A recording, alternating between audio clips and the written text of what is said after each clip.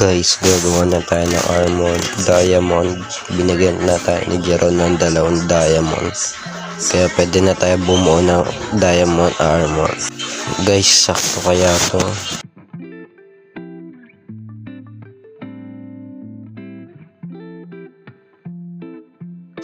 Guys, papakita ko anong pinagbago rito. Ginagawa na ilang bagong bahay na si Jero, inaayos niya yung bahay niya dahil mukhang nasunog. At nagmimina na rin siya at kumukuha ng wood para sa bahay niya.